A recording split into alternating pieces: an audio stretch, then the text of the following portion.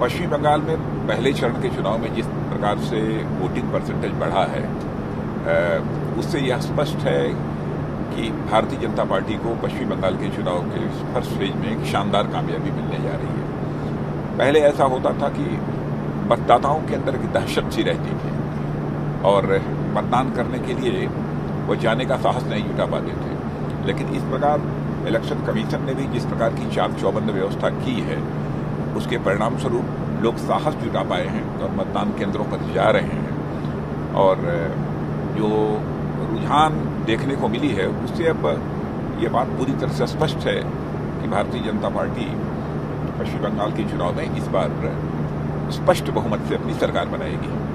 Sir, पश्चिम जनता party ने लगातार उनके कार्यकर्ताओं ने मेहनत की है। 100 से ज़्यादा कार्यकर्ताओं को अपनी जान भी गंवानी पड़ी। निश्चित। उसके बाद आज भी हिंसा का माहौल रहा, कई जगहों पर हिंसा की घटनाएं हुई हैं। उसके बावजूद आपको लगता है कि परफॉर्मेंस बीजेपी का वहाँ पर बहुत अच्छा रहने वाला है? देखिए, इस बार वहाँ की जनता ने साहस का परिचय दिया है और हिम्मत के साथ मतदान किया है। और हिंसा की घटनाएं इसके पहले भी बहुत ज़्यादा हुआ करती थी, बल्कि इस बार इलेक्शन कमीशन ने जो व्यवस्था की है, उसके परिणाम स्वरूप पहले के कंपैरिजन में कम हुआ है और लोगों ने साहस जुटाया है, मतदान केंद्र पर गए हैं, मतदान किया है। न गए होते बड़ी संख्या में तो ये वोटिंग का जो परसेंटेज बढ़ा है वो न बढ़ा होता। आपको लगता है कि भारतीय जनता पार्टी का वोटर बाहर निकला है, क्योंकि एक बड़ा चैलेंज? बिल्कुल, ये पहला अवसर है जबकि लोग खुलकर मतदान केंद्रों पर गए हैं और मतदान किया है लोगों ने। सर, पश्चिम सटा हुआ राज्य जो असम है, जहां पर कि भारतीय जनता पार्टी की सरकार को चुनौती है कि वो वापस सत्ता में लौटे, क्या कहना चाहेंगे सर कि कितनी? नहीं, कोई बड़ी चुनौती नहीं है, क्योंकि 5 वर्षों तक असम में जो हम लोगों ने सरकार चलाई है, तो उस सरकार का जो एक गुड गवर्नेंस का और डेवलपमेंट का, यानी सुशासन का और विकास का जो ट्रैक रिकॉर्ड है, वो बहुत ही शानदार रहा है। और जब सार्वजनिक सभाओं को हम लोग संबोधित करते हैं और उस सरकार की उपलब्धियों की चर्चा करते हैं, तो जनता के द्वारा ट्रेमेंडस रिस्पांस हम लोगों को देखने को मिला है।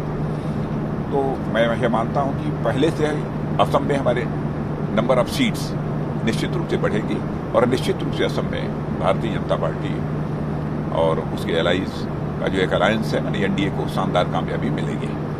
सर, आप केरल के दौरे पर हैं, तो यहाँ पर भारतीय जनता पार्टी के लिए एक चुनौती है कि यहाँ पर न सिर्फ अपनी उपस्थिति दर्ज कराए, बल्कि वोट परसेंटेज को बढ़ा करके और एक ऐसी स्थिति में आए जहाँ पर कि भारतीय जनता पार्टी को केरल में नकारा ना जा सके।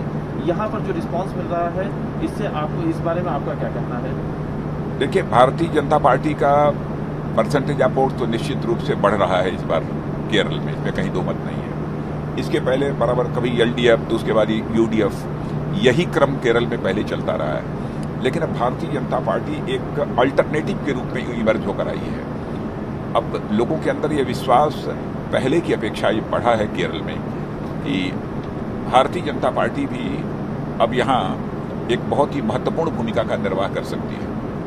इसलिए भारतीय जनता पार्टी का परसेंटेज ऑफ वोट भी बढ़ेगा और हमारी नंबर ऑफ सीट्स भी अधिक बढ़ेगी। सर, लेकिन यूडीएफ हो या एलडीएफ हो या फिर पश्चिम बंगाल में टीएमसी हो, ये भारतीय जनता पार्टी पर आरोप लगाते हैं कि धार्मिक ध्रुवीकरण करने की कोशिश करके। कभी भी भारतीय जनता पार्टी समाज को बांट कर राजनीति नहीं करती है और कास्ट, क्रीड, रिलीजन के बेसिस पर हम राजनीति नहीं करते हैं। हम राजनीति इंसाफ और इंसानियत की करते हैं। इस प्रकार के बेबुनियाद और निराधार आरोप लोगों के द्वारा चस्पा किए जाते हैं, बल्कि समाज को बांटकर राजनीति करने का काम यदि किसी ने अब तक किया है तो एलडीएफ, यूडीएफ, टीएमसी जैसी, कांग्रेस जैसी राजनीतिक पार्टियों ने किया है। क्योंकि हम तो ये मानकर चलते हैं कि जो भी भारत का नागरिक है, सभी भारत माँ की कोख से पैदा हुए हैं और सभी एक दूसरे के भाई भाई हैं। सर, चूंकि एक आरोप और जो लगता है बार बार कि जो भारतीय जनता पार्टी है और election commission Bharatiya Janata party के इशारे पर काम करता है, और एक जो जिनके अंदर हताशा और निराशा होती है ना, ऐसे ही बेबुनियाद निराधार आरोप लगाते रहते हैं। देखिए, भारतीय जनता पार्टी का जहाँ तक सवाल है, एक विश्वसनीयता इसके प्रति लोगों की बढ़ी है क्योंकि पहले जो राजनीतिक पार्टियां कहती थी वो करती नहीं थी, जो आश्वासन देती थी उसे पूरा नहीं करती थी। पहली बार आया है कि हमारे प्रधानमंत्री मोदी जी के नेतृत्व में जो हमारी सरकार बनी है, तो इलेक्शन मैनिफेस्टो में जो कुछ भी हमने कहा उसको हमने पूरा किया। लोग बहुत भरोसा नहीं कर रहे थे पहले। 2014 में जब हम लोगों ने एक बार इलेक्शन मैनिफेस्टो तैयार किया, उसमें भी लोग कहते थे पता नहीं धारा 370 की मांग पूरी हो पाएगी कि नहीं हो पाएगी, ये नागरिकता की बात की जा रही है, हो पाएगी कि नहीं हो पाएगी। लेकिन जो कुछ भी हम लोगों ने कहा था अपने इलेक्शन मैनिफेस्टो में, अक्षरशः उसको हम लोगों ने पूरा किया है। और इलेक्शन मैनिफेस्टो भी हम तैयार करते हैं तो बहुत ही सोच विचार कर तैयार करते हैं। उन्हीं चीज़ों का उल्लेख इलेक्शन मैनिफेस्टो में करते हैं जिसको कि हम पूरा कर सकें। तो इसके पहले पॉलिटिशियंस के वर्ड्स और डीड्स, उनकी कथनी और करनी में अंतर होने के कारण भारत की राजनीति के प्रति जन सामान्य में जो विश्वास का संकट पैदा हुआ था, उस विश्वास के संकट को चुनौती के रूप में इस देश में यदि किसी राजनीतिक पार्टी ने स्वीकार किया है तो भारतीय जनता पार्टी ने स्वीकार किया है।